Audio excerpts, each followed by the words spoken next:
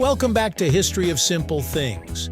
Today's topic comes from one of our viewers, Srisayanish5408. Thanks for the suggestion.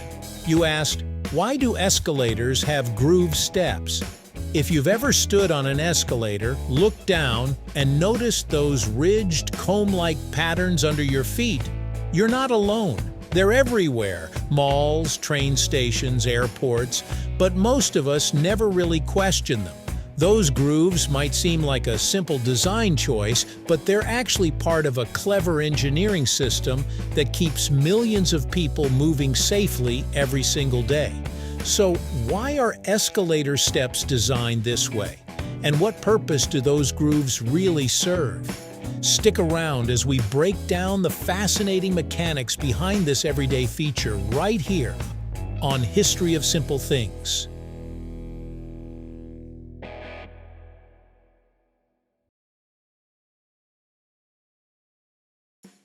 To understand the grooves, we need to go back a bit. The escalator, as we know it today, evolved from early designs in the late 1800s.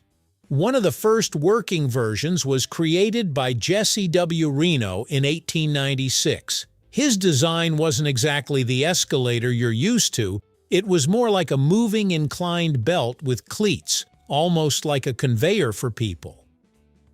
A few years later, Charles Seeberger improved the concept by adding flat steps, making it more practical and comfortable. His design was eventually acquired and refined by the Otis Elevator Company, which helped standardize escalators around the world.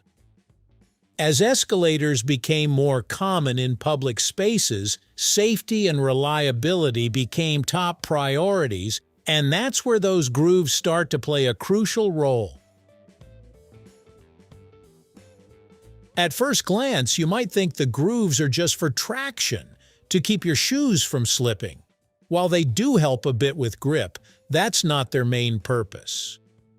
The real reason is much more mechanical. Escalator steps don't stay flat the entire time. At the top and bottom, they have to smoothly transition into a flat platform so passengers can step on and off safely. This means the steps must collapse into each other in a precise interlocking motion. The grooves allow this to happen. Each step has ridges that align perfectly with the step in front and behind it. When the escalator reaches the landing, the steps flatten out and slide into one another like tightly fitted puzzle pieces. Without grooves, this transition would be rough, unstable, and potentially dangerous. Now here's where things get even more interesting. At the very top and bottom of every escalator, there's a piece called the comb plate. If you look closely, it looks like a row of teeth, almost like a comb. Those grooves on the steps are specifically designed to mesh with the teeth of the comb plate. As the escalator moves, the grooved steps slide into the comb plate with very little gap. This does two important things. It creates a smooth exit point for passengers, and it minimizes the space where objects could get caught. Without this interlocking system, you'd have a dangerous gap between the moving steps and the stationary platform, exactly the kind of place where shoelaces, clothing, or small items could get pulled in.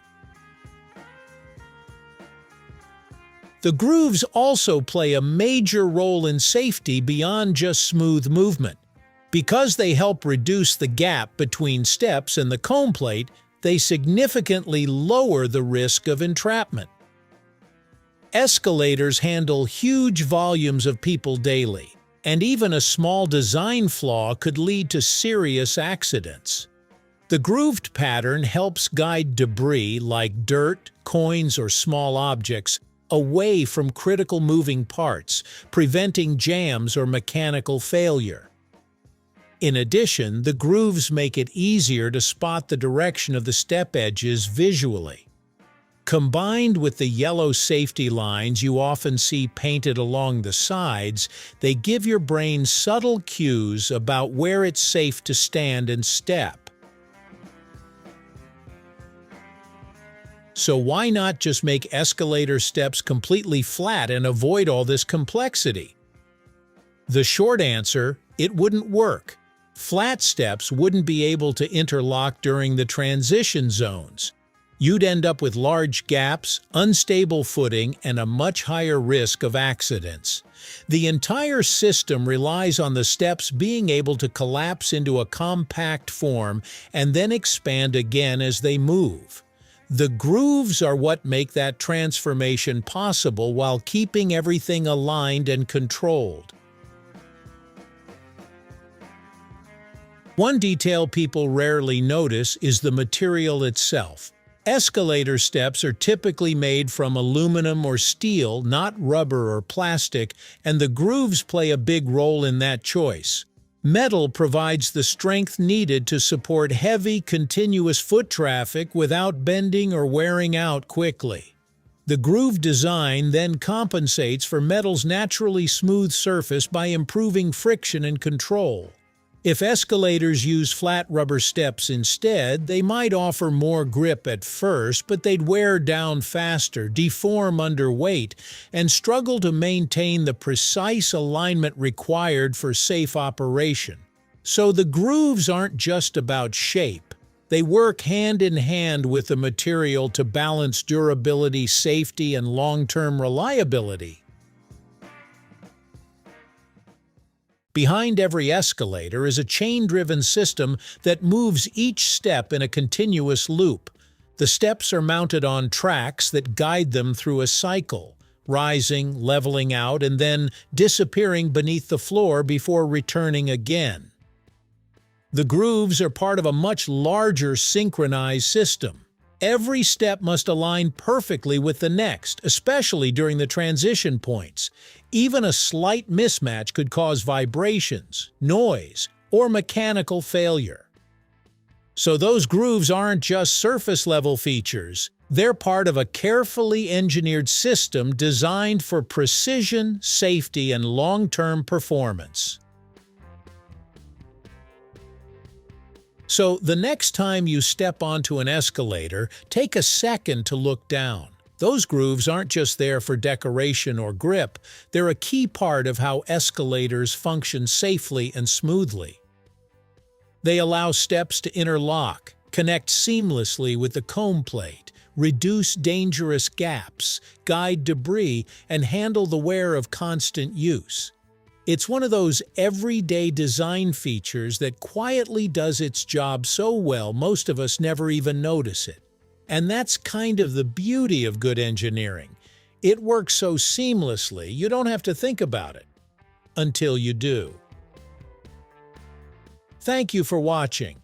If you have suggestions for our next video, feel free to share them in the comments below.